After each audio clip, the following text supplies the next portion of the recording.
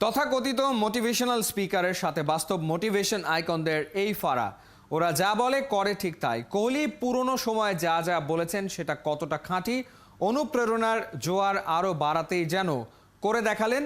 সিনেমার রিলিজ দিলেন হলুদ ক্রিকেট সিনেপ্লেক্সে। মাত্র 1% চান্স দেওয়ার পর কি করে সেটাকে 100% ফিরে আসার উপাখ্যানে বদলে দিতে হয়, সেটা শেখার জন্য আগামীতে শত সহস্রবার ফিরে আসতে হবে এই ম্যাচে, এই মুহূর্তগুলোতে। বিস্তারিত মাহদি হাসানের রিপোর্টে।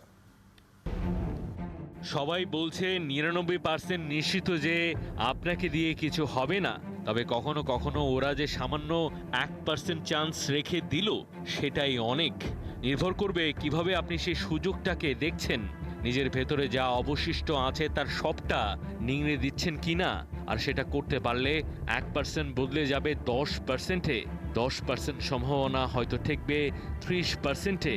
এরপর সেখান থেকে হতে পারে যে কোনো কিছুই।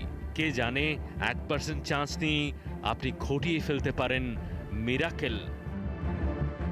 এতক্ষণ যা যা বলা হলো সেটা ছবির সাথে মিলিয়ে মিলিয়ে আর 8-10টা স্ক্রিপ্টের মতো বানানো শব্দের খেলা নয়।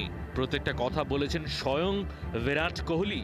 কয়েক মাস আগের একটা মোটিভেশনাল স্পিচে তথাকথিত মোটিভেশনাল স্পিকারের সাথে বাস্তব মোটিভেশন আইকনদের এই ফারাক, ওরা যা বলে করে ঠিক তাই।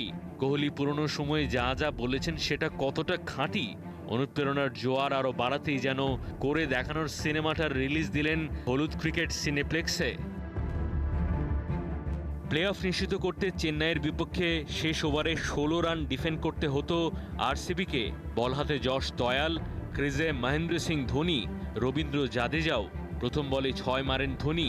চেন্নাই সুপার কিংস যেন ধরেই নিয়েছিল রিঙ্কু সিংয়ের মতোই ধোনিও নায়কের মতোই ফিনিশ করবেন। বিশ্বের অন্যতম সেরা ফিনিশারকে পরের বলেই ফেরান যশ। তখনও দায়িত্ব ফুরোয়নি। 4 বলে 11 রান এমন কোনো বড় টার্গেট নয়, তা হতে দেননি যশ দয়াল। বিরাটের আরসিবি বিরাট অবাক করে জিতল ম্যাচে রান রেটের নিরিখেও। 8 ম্যাচে মোটে 2 পয়েন্ট নিশ্চিতভাবে বাদ হয়ে যাওয়া টিমটা শেষ 6 ম্যাচের সবকটা টানা জিতে প্লে অফে। আইপিএল ইতিহাসে এটাই সম্ভবত সেরা কামব্যাক।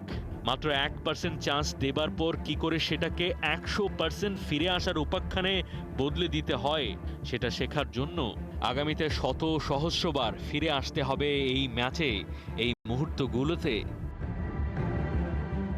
মাহদি হাসান, 71।